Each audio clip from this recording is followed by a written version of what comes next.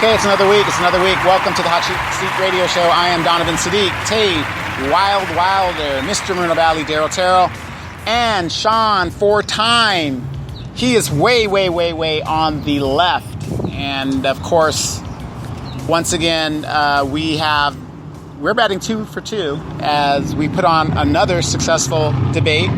For those of you guys that were able to do there, Sean, you were up and strung up, hammocked.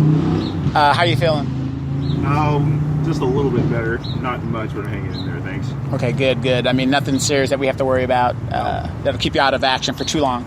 Sometimes it feels like it, but no, I'll live. Okay, cool. Daryl, how's everything going with you? Oh, everything's going beautiful. Well, beautiful day. Yeah, it's a beautiful day. We're in Moreno Valley. You can actually see the mountain with the M on it. Exactly. We can see the mountain with the M on it. Tay, as always, speeding down the 215 from Temecula just to get here. So, how's everything going for you? Everything's good? All is well. All is well? Playing Pokemon Go and eating fries. Right. You want to lift your mic up? Having problems with your mic there? 2 seconds. Okay, there you go. So you look like you're struggling there. Okay, let's just get it for what it is. Sean, what did you hear about the debates? I heard that all the candidates were a little bit lackluster. That I'm glad that at least 3 of them showed up, but so that by default that makes Cabrera's performance bad. They didn't even bother to show, but I heard that all 3 of them left something to be desired. Right. Did you see the videos that were uploaded? You didn't get a chance to get those yet? Not a whole lot of it. In Mr. Useless's defense, he says that he had a family emergency. Didn't tell anybody. And didn't tell anybody. So, Tay, Daryl, if you had a real family emergency, and it was real, wouldn't you have contacted the hosts or somebody from our team to let them know that, hey, I got a real family emergency? So in case we call you out, you can say, see, the Hot Seat Radio Show is full of crap because here's my note. Here's my situation. Well, I mean, say he gets elected, right? He no shows to an event, and he doesn't call anybody. Right. Come on now. Let's present yourself a little bit better. But at 22 years of age, what would you expect from a child? A hot chocolate recipe. Hot chocolate. No, coffee recipe. Coffee recipe. Nestea, by the way. Daryl, well, what is your thing? I mean, you've been in the town for a long time. You're an adult. We're all adults here. Isn't it just basic common courtesy to let your employer or let your people know what's going on? Well, it's a sign of respect. Because, I mean, even when you work at your job, it's courtesy for you to call your employer, which the people that you're going to be working for is your constituents, and let them know that, hey, I'm not going to be here because I have a family emergency. And that's a common courtesy that you just don't not show up or no word, nothing. Nothing. Even Ito was looking for him coming into the event. So, but yeah, it's about maturity. Maturity. You going into a position that's a serious position. You dealing with serious issues that you gotta be grown up to make those decisions. Right. Now, this is where I think he's made a big mistake. He has announced that he's going to be at the Cupcake Bar at 9 o'clock on Saturday to do his own event so he can answer the people's questions. Why do I think that that's a bad thing? Is because if he had gone to the debate, it'd be over and done with, because there's not going to be any more debates. I mean, I hope there will be, because we need as many debates as possible. So all these other groups out there, you guys got to start stepping up and putting up debates. It takes a little effort, but it's not as hard as you think it is. Got to find a venue, bring some waters, make sure the AC is working, and whatever you do not schedule it during the work week, and it will be a successful event. Trust me, it works. That's what we've done. We did one on Sunday, yes, and we did one on a Saturday, and both times standing room only. So why it's going to be bad for him is when you're in a debate, and let's say Tay answers a question better than I would, then I could jump, if the same question is asked to me, I could jump on what she said and expand on it. Now, when you're there by yourself, there's nobody to bail you out. And then, of course, people are going to be videotaping what you're doing, and people are going to see how you react to it. And your babysitter, Victoria Baca, is not going to be there to suck on her tit or whatever you do as a child. No, thank you. Dude, I'm eating. Yeah. That's not I'm sorry. Yeah, I'm sorry. Tay's eating there.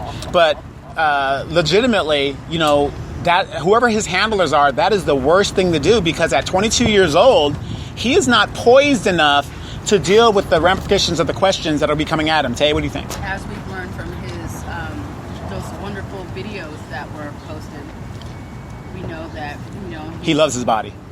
He loves his body. He likes to ride the little children's. He loves that. So that's all we know. Wait. Little children's what? Those little horsey things, the little horsey, springy horses. And he goes back and forth. Yeah. Yeah, he likes to ride. Right now, in his defense, that happened when he was a young man many years ago. 2016. Are you sure it's 2016? Because I don't want to be called a liar. Because only, what would a 22-year-old man be doing on a horsey, running back and forth and back, and he wants to be a city council member? Daryl? That was 11/11/2016. Okay, so we got the exact date on that. I don't know. That sounds like he's trying to be like a little bit homoerotic or something there. If you saw the video with his nice shirt off, woo! I haven't seen Sexy. it. He's too sexy for a shirt. He's too sexy for his shirt. And you know what? He had a lot of dirt. So, Daryl, what is your thought on a possible council member that likes to go to playgrounds and ride toys? Well, in general speaking, again, being in on the city council is serious business, and you got to take it seriously, and you got to have maturity.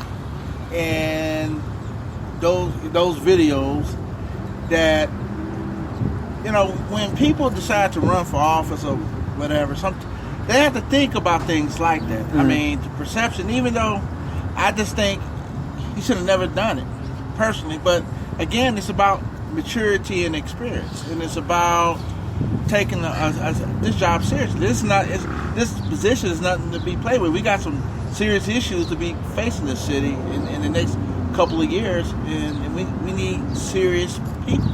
Right. Do you guys realize? I know that when he was growing up, he used to help his dad run a little portable taco stand illegally around the neighborhood and stuff. That's what I heard. But was it good? Oh, I don't know. I couldn't tell you. But do you realize that this will be his first serious job? This is probably the biggest paying job he could have. Because to be a council member is about $2,000 plus CalPERS and all that other stuff like that. So you're looking at almost a $60,000 total thing at 22 years old. That's a nice little chunk of change, plus the money that he's going to skim off of Ito's donations. So, but I did hear that a lot of comments from Evan Morgan, Mr. Moron, is once again on his fake profiles, saying that we are making fun of him is a form of bullying. Okay, you can't bully an adult. That's the one thing in the world Evan Morgan should have no comment on. No comment on. Is making videos. Exactly. Yeah. Good catch. I didn't think about that. Think about bullying. You can bully an adult, but if you're a politician, you're fair game. I mean, Everything's fair game. yeah. If you're running in the Special Olympics, you're bullyable. That's messed up. But if you're running for public office, then you need to grow some thicker skin. Right. And once again, in 1966, the criticism of public officials has been upheld by the Supreme Court. So I don't know why these people say the stupid things that they say and don't understand how America works. Well, not even that. This isn't my best friend's race. We're not going to sit here and hang out and sing Kumbaya and all that other fun stuff. If you're doing dumb stuff, I mean, if he wanted to do a fitness progression video, then that's fine. If he's working out or doing whatever, it's just weird. It's weird. Well, and he's standing in front of a mirror with a Nikon talking about it's the first time. That's because he wants to pander to the female and the maybe the LGBT group to get those votes. That's the only reason I can see do it, because I know nobody wants to see me with my shirt off. You don't want to see that. That's a bad sight. So moving on from Mr. Useless, for those guys, Saturday at the Cupcake Bar, I know he's been missing. Nobody knows who this kid is. Show up at the Cupcake Bar in District 4 at 9 o'clock on Saturday. He's having an event. And the only thing that I can hope is that he shows up for his own event. Please show up for your own event. Now, congressional elections are coming up, midterms, and Miss Aja Smith has thrown her hat into the ring. Finally! I wish she would have ran for mayor or something like that, but like anybody would say, and I think she's mentioned that, if you're going to do something, do it big, right? And she did it big. She did it big, and Mark Chicano has a $200,000 war chest right now so far, and he's been raising money. And I think her biggest opposition is going to be the money factor. So, Daryl, what is your take on? And Aja Smith, what is your take on her? She's awesome. She's smart. She does her research. She very confident, has a lot of leadership skills, and I think she's a no nonsense individual. So it's not going to be this sugarcoat. It's going to be tell you like it is. That's how it should be. Right. And she's very knowledgeable about the issues. She'd be a good candidate. Oh, absolutely. And and I'm not going to try to put it out there, but what I especially like about her, she has the energy. She's a single lady. She doesn't have any children. And not that that's a factor, but where I'm getting at is she is could be active in what she's doing without anything tying her down, and she got to do this. Career focused. Right. So exactly. I can't knock her for that. Well, the funny thing is, I was saying is, she'll get to Washington and it'd be like, wow, do you see that hot congressman from California? Wow, she's hot. Single too. Wow. So. Hey, girl. Yeah. Hey. Next thing you know, she's on the BET Awards, and Birdman's trying to date her. Chris Brown, whatever they're into. I mean, she's an attractive woman. I mean, and I think that would be a plus. A little bit out of Chris Brown's league, though. Yeah. Well, yeah, she might kick Chris Brown's ass. Yeah. No, but I'm just saying she's a very good looker, and I know I'd vote for her. Just no, I'm not that uninformed, but I mean she's very attractive, which is aesthetically it's really good for them. She's very intelligent, very outspoken, and I think even though she'd be a freshman congressman, I still think that the GOP establishment would have a hard time controlling her. Very much so. She's too much. She's very logical. She's not one that's easily swayed. She's common sense. She's just no BS, and I think that's what California needs right now. Well, I think what's going to make her a good representative is the fact that she's been tempered by the steel and the drama going on in Moreno Valley. So when she gets up to Washington, I mean, yeah, Washington ain't got nothing on what's going on over here. I mean, let's just say it. So I'm wishing her a lot of luck. Please go to her website, check her out. A lot of good information there, what she stands for. AnjaForCongress.com. And the biggest thing is she's going to be up against, which is sad, is the money. And I'm donating. Like I said on my earlier show, everybody knows that I helped Mark Chicano get elected in 2012. I worked on his campaign in 2012. Nothing against Mark Chicano, but then, as usual, once they get there, they become politicians. And I'm not saying he's doing a bad job, but I'm not saying he's done a good job, because he sits the fence. That's the problem with Mark Chicano. What's your opinion, Sean? I think, I don't like what Mark Chicano's value system or his policies or anything like that, but I think also Mark Chicano seems to lack imagination or any original thinking. All he seems to do is toe the party line. Yeah. Basically, he by his own admission on Facebook, he was there to. His main agenda was to support Obama, and he was looking for people to help him support Obama. And there wasn't really any original thinking, critical thinking, analytical thought into why he was doing what he was doing. And I think Aja would be a massive departure from that, to where she is going to think for herself, and she is not going to be told what to do very easily. Well, the problem with Mark Chicano that I have is when I saw him going to Victoria Baca's Democratic Party, taking money from them, then he goes to the other side. Goodness gracious, I know money's everything for some people, but you got to make a legitimate stand. I mean, avoid criminals. Why would you want to even go there and be seen with that? So I had a problem with that. And then in regards to like LaDonna Jimson being, him with Denise Fleming. Here's an unethical person. Why are you hanging out with unethical people when you should just be doing our business? So no, I won't be dealing with Mark Takano this time. I mean, I'm not going to say right now. I think right now, no. I'm for Aja because she's a good friend in it. But I don't go for somebody just because you're my friend. I go for you because I believe that you're going to do the job. And I think she'll do the job well because she's not one that goes with the grain. She Right. goes against the grain. So Right. she's always been one that wants ethical. She is one that has ethics. And Yeah. she takes those Air Force core values so seriously. So I think that she'll take that and she'll kick ass in Washington. Right. So right now there's 3 people in the Democratic race because what's his name that ran last time? The Republican business owner? It was like Fox or Fox. No. Yeah. Well, he ran against Takano last time. He's going to run again. I'm sorry I forgot his name. A really nice guy. So it's going to be a 3-way race, which is kind of good for Aja being a new person in there because that will split some of the votes and make it a little bit more. I mean, even just reading a lot of the responses, it hit PE and LA Times and all that stuff. The response has been incredible. Right. And not just the fact that she's a veteran, it's because she's a fresh voice. And that's what pretty much works. That's what we're looking for. And she has a reputation of just saying it like it is, California telling it is plain. just a mess. Right. So I'm. I think she'll be able to do a lot for Moreno Valley in Washington, but unfortunately, with the state of politics in Moreno Valley, she'll be best off going at it without the help of the city council or anyone tied to the city. Yeah. Right. I Right. like thanks, but no. Right, Daryl. I mean, anything you want to? Well, the same thing.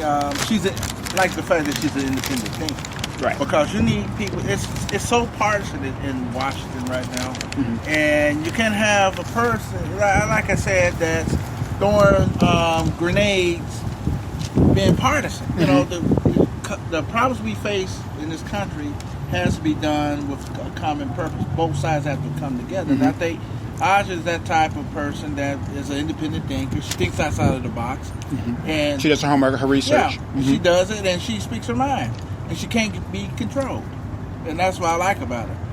Very independent-minded. I like those kind of individuals, that are independent. Now, Daryl, let me ask you this: she's going against Mark Takano.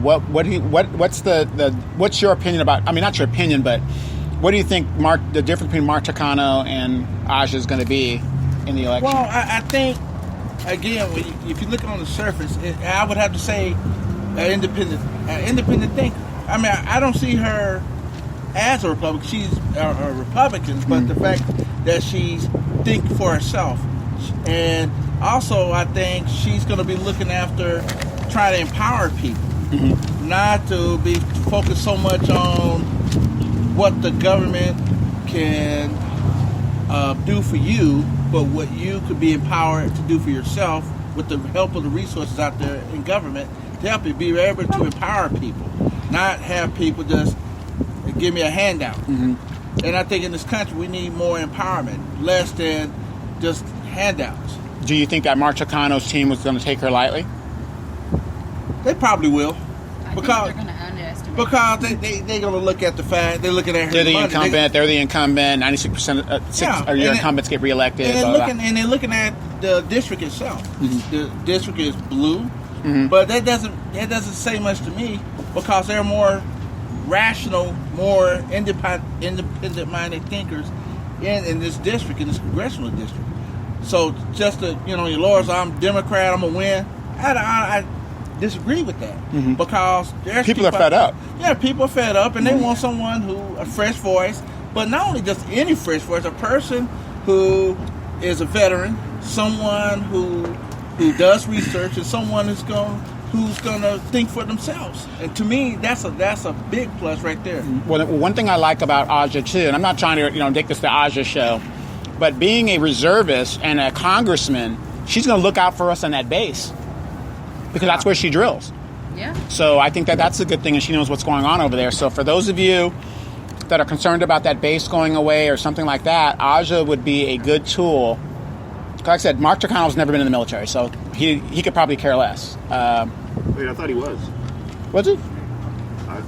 I don't know. We'll have to check. We'll have to get back to you guys on that. Yeah, we'll get back to you guys on that. But because if he is, he sure doesn't. If I was a congressman, you see me at that base all the time. Not all the time, but I'd be more supportive of it than what it is.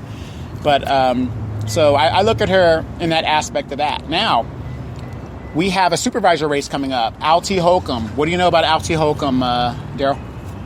I really don't know much about him. Mm-hmm. I just know he worked for Senator Raw, and that's pretty. And he's a vet, a veteran, Marine. Mm-hmm. But other than that, I don't know his politics. I don't know what he stands for or anything like that. So I can't really. That's the only thing on the surface what I know about him, but not in depth. Right. Well, from what I know about Alty Holcomb, he's about 46 years old, father, Christian.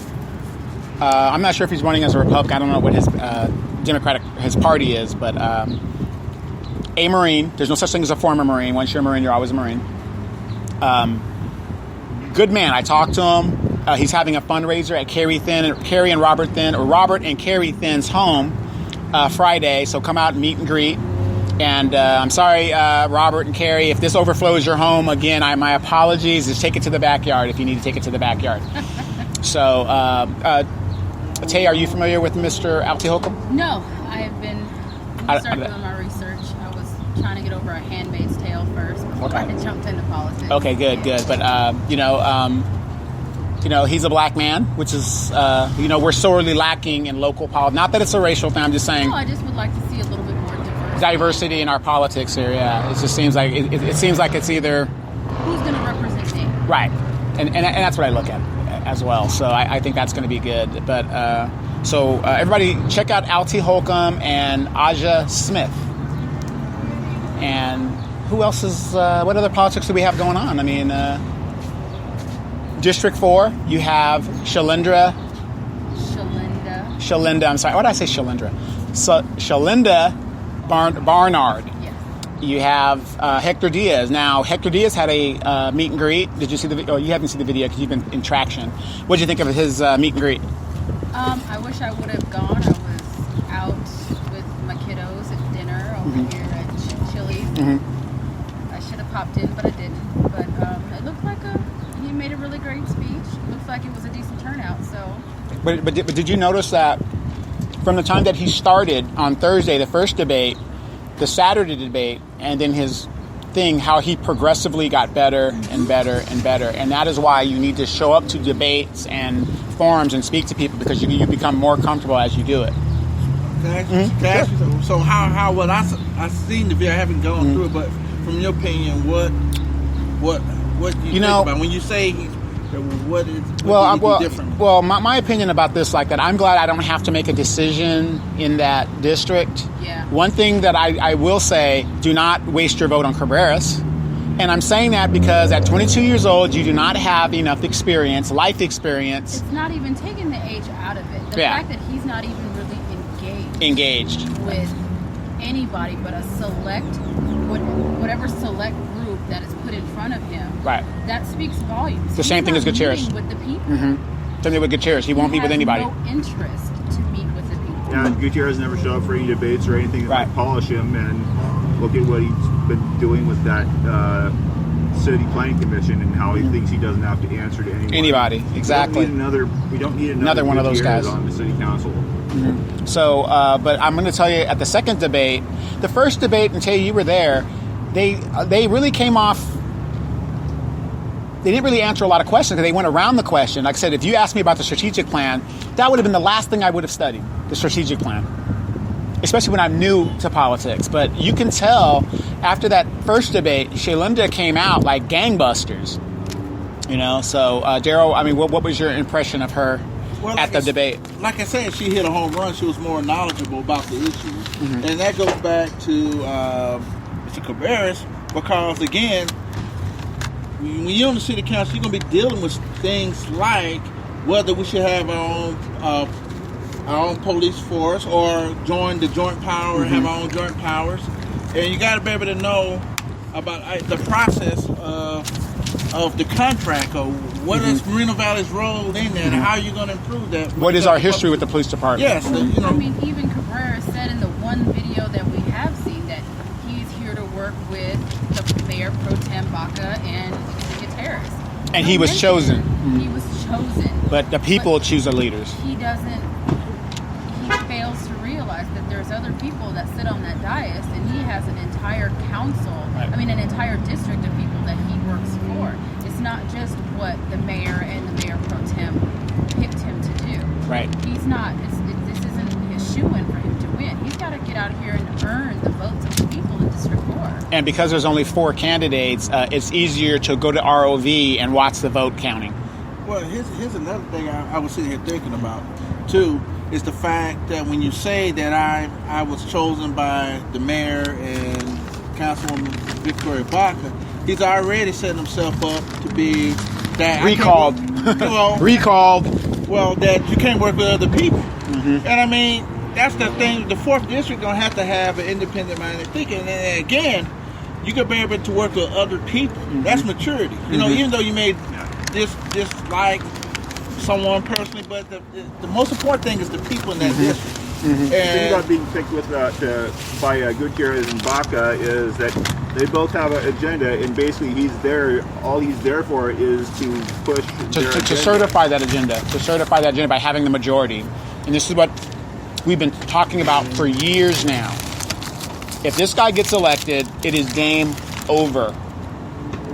He has the majority, and he's going to indemnify the city. You know, he's not going to pay us back anything. We're going to be. He's just. I personally, and this is just going off of what I've seen so far, he doesn't have District 4's interest at heart. He has whatever he's been selected to do. You know, as that's his marching orders, and that's where he's going. And the unfortunate part is District 4 needs someone that's going to really champion for them. You know, and I don't believe that Mr. Cabrera is ready for Moreno Valley politics or Moreno Valley at all. He just needs to go back to wherever he came from. Right, he's even from Moreno Valley. Yeah, he went to Valley View for a hot second, and he's a product of our school. Did you see the thing where he said he was a business owner? I haven't seen that yet. Yeah. Yeah. It's on his flyers. Yeah, it's on a flyer. He's a business owner and part-time partner. Business owner and partner. We're still trying to figure out. But on the 700, where it says you have any conflicting interests, he says he marked he doesn't own any businesses. So did he lie? Yeah, I did see that. So if he's a liar, he'd make a great politician. Well, yeah. I mean, he fits right in. But all right, let me tell you, congratulations. Partner of it. What is right. And why didn't you annotate that on the required paper? And these are some of the questions that are going to come up Saturday. Gerald, what do you think? Well, it's the same thing. I mean, again, it's all about, it goes back to the 2 things again. Not, first of all, experience, having worldly experience. If you don't have the political experience or know what the city, but they have the experience to make those type of decisions. And it goes again to maturity.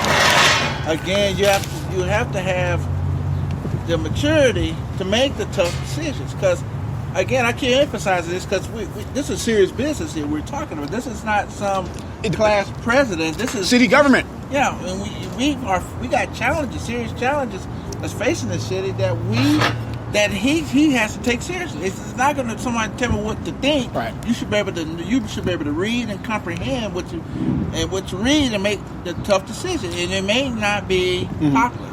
And again, a good example is what happened to Baker when he got caught by the moderator.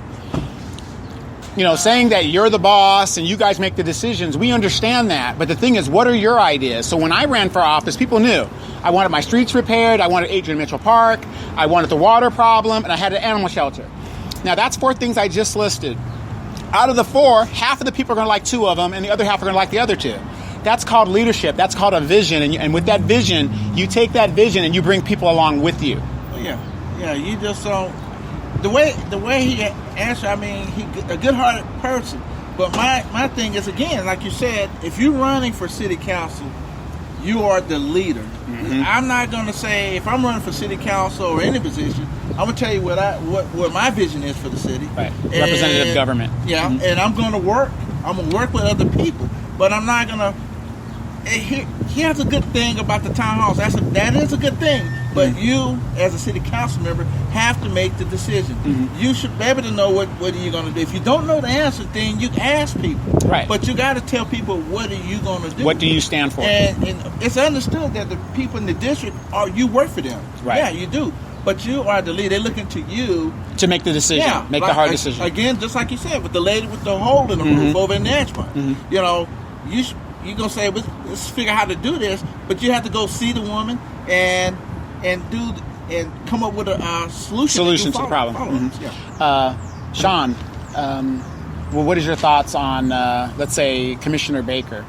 Who, if you had to pick between right now to represent District 4, what are your thoughts on it? I think it's going to be a two-way race between Baker and Diaz. And why do you say Baker? Because Baker has the practical experience. He's been in the political arena before. He's held office, and he knows what he's doing.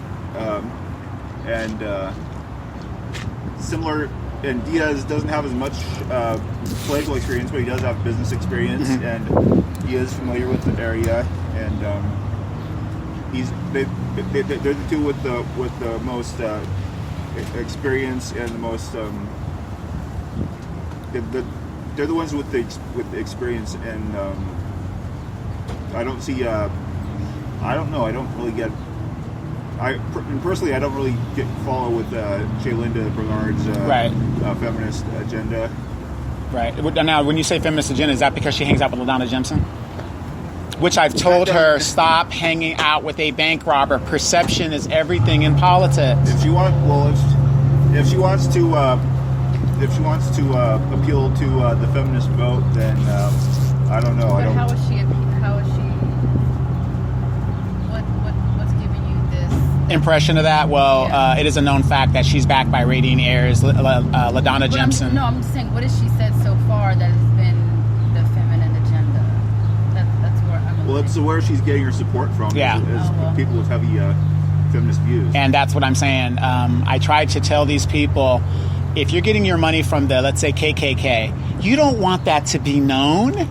You know, you want to keep those people away from you and give an impression that you're an independent type person. You know, because it's all about money. So you're going to take money from wherever you can get it.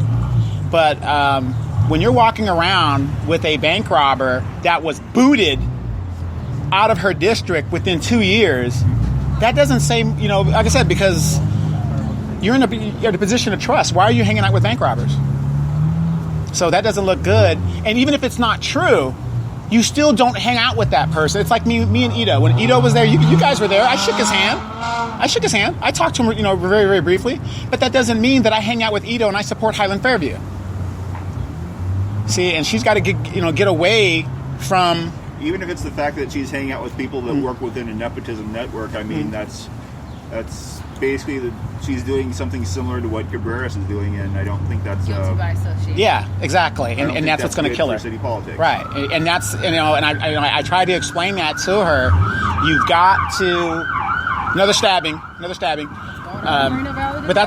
that's what I try to explain to all the candidates, not just her, all the candidates. You have perception is everything. And just like useless, you're hanging out with Victoria Baca and Idiot Gutierrez. What do you think people are going to say? And speaking of which, that siren you just heard is the police looking for Victoria Baca because she has not been seen in this district since she was elected. And if you have seen Victoria Baca, please call 1-800-MISSING. That's 1-800-MISSING. Victoria Baca. She kind of looks like a... No, don't do it. Okay, I won't do that. But a brief description. Don't do it. Okay, sorry. 1-800-MISSING. And we're looking for our city councilwoman. She has not been seen in the district. Have you guys seen her? Anybody? Nope. See her up useless, what? Yeah, I see her in the other districts or babysitting useless, but I don't see her doing her job. I'm not calling you useless. See, I feel bad. It's like the Evan Morgan thing. I gotta stop. Yeah, I'm sorry. Moron. Evan Moron. No, I gotta stop. Evan Moron. I won't do that. Because you're a moron when you videotape yourself simulating rape against women, and you're on the school board. You're a moron. And the street racing and that's a moron move. Moron move. And stop, Evan, please. I know you don't listen to the show, but you listen to the show, but you quote everything we say from the show. Stop with the fake profiles. Now, don't make me call Cleveland Johnson. Don't make me call him. That is creepy. I don't understand the whole multi-profile thing. It's just... I don't know if it's Evan Morgan or not, but I just got one of those fake profiles that It's Evan. sent me a friend request a couple days ago. Yeah, no, it's Evan because he's James Bond, remember? He's 10 months in training in the Army, and he has guerrilla warfare training, semi this training, atomic whatever training, Michael Flynn training, all that in 10 months. He has Michael Flynn training. He's headed to Che. Right, but all that in 10 months. Tay, you are a veteran. Have you ever seen such intense training in 10 months? No. It takes 2 years to make a pilot. But this guy... 2 years to make a good ATC, so... Right. Same thing. Same pilot. ATC, same thing. 10 months. I mean, he's done guerrilla warfare. I mean, he's better than the Navy SEALs. I mean, SEER training alone takes a couple of years. Right. I just don't understand I don't even think it. they make a SEAL. And of course, Mr. Moron is going to say, I never said that. We have a picture of your resume that you put up on LinkedIn to where you listed everything. It's like watching war games. No, you know he what? didn't. Yeah. No, he didn't. Yes, he put it all on there. Stop. Yes, I have the picture. And then when we called them out on it, he washed his resume and it became generic. By the way, that's also considered stolen valor. Yes. So you may want to Google that while you're playing around on the internet. Right, exactly. And because you're a public official, I'm saying this, and I can back up everything that I'm saying about you. And I have the proof, and you know I have the proof. So, Daryl, what are your thoughts about a person who spent 10 months in the Army and hurt his foot for whatever reasons? He broke his pinky. And he go home with the mommy. James Bond. He's our local James Bond, and he's on the school board. I say no comment. No comment on that. I know. But it's true. I mean, everything that we're saying about him is true. Well, like I said, again, it goes back to, again, I had to focus on this, maturity and experience. And again, and you're in these important positions, you have to do it. I'm going to take back, I mean, the city council, prior city council, you could tell the difference, even though some people didn't like Charles White and these other people. But the thing about, I respected him. Yes. And the thing, we sometimes had differences of opinion, but the thing they came to the table if they had professionalism. It's totally different what the city council is right now.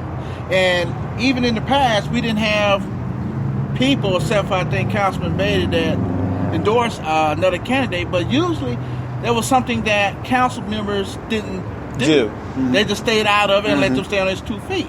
And that's what Mr. Cabrera should have done, stand on his own 2 feet. And that's my opinion, because I'm looking at this whole situation, and the mayor should have stayed out of it. I mean, Which is illegal by using your position to endorse a candidate, which is very illegal. And by the way, I did submit papers to have somebody look into that. Well, that's what I'm saying. It's professionalism. You can go to like the board of supervisors down in Riverside. There's a lot of professionalism, and it seems to me we don't have that in our city.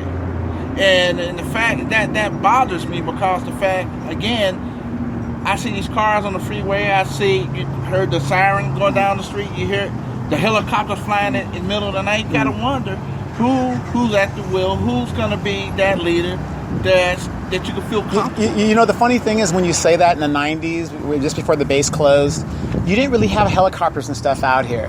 Now in LA, in the movies Colors and stuff like that, all that stuff was going on. Now all these LA people move out here, and guess what moved with them? The helicopters, the ghetto birds, the liquor stations, stores, all that stuff. It's just like a whole community of people transplanted themselves here. You know, they used to say you knew you were in the hood when there's a check cashing place in your city. Thank you.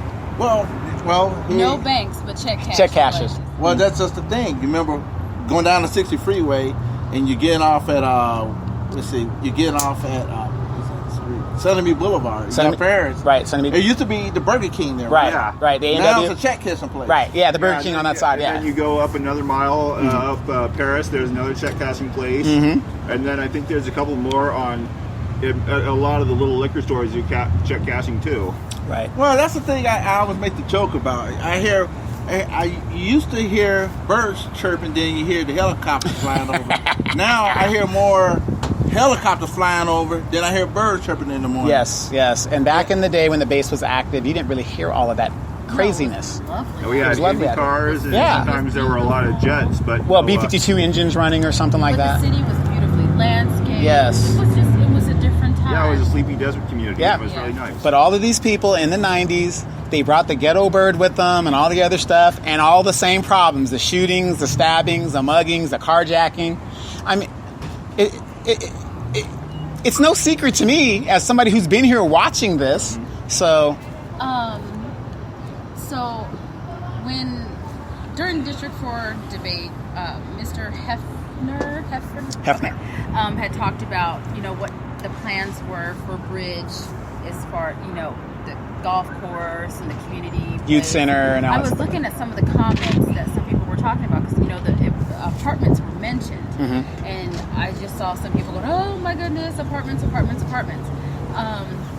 I don't think people are very familiar with Bridge properties and the Right. properties that they do Built. own, Mhm. because they own the property over there off of Merino Beach. They own the property where I live now. They Right. just bought that, Uh-huh. and they own another place in Corona. All very nice places. Yes. But one guy had mentioned that it's not just because I don't think Bridge properties accept Section 8. I don't think they do. Right. And it's really strict to get into. I mean, it's really strict to get into a Bridge property. I mean, when I moved out here, they were like, well, you need to make 3 times the income. And you have to pass this and do this and jump through hoops and do 3 backflips and all this other fun stuff. So, and it was, but Bridge just bought where I live now, and they've cleaned up a lot of what was existing. And when I mean cleaned up, they got rid of a lot of the ghetto people. Yeah, they're putting them back in Edgemont. So Yeah, Yeah. you can have them. not that we want them, but okay. But I mean, I just based off of what I know with Bridge, I think they're going to be good for the community. And if they do build apartments, then that's great because not everybody wants to buy a house. No, you know what? Nowadays, nobody can afford a house. That too. So I mean, I wouldn't want to buy a house right now. I mean, You can buy 2 or 3 houses. not over there. Yeah, not over there. But yeah, it's. I think sometimes apartments are a good thing and not just a bad thing. And I think again, it's that stigma that it's going to be some hood property. Right. Well, here's the funny thing that you brought that up, and I wanted to talk about that real quick. We got about 2 minutes before we go into the next segment. Okay, if this WLC, the people that are complaining about those apartments being built, oh, we don't need any more box top homes. Slaves need a place to live. So if you're going to build this WLC, you have to have an affordable place. They're not going to. Those places over there that Bridge owns are the cheapest. It's Right. like $1,900 to $2,100. According to They Ben can't afford Beasley, that. no, according to Ben Beasley, everybody's going to be making at least $22 an hour working at the WLC in the warehouses. By the time that thing, if that thing ever gets built, that's gonna be the minimum wage by the time. Right, exactly. Slaves need a place to live. And we're going to be talking a little bit more about that in the second segment as well, because we're not done, because we still got to talk about Miss Barnard, and we got to talk about Commissioner Baker as well, and anything else that's on everybody else's mind.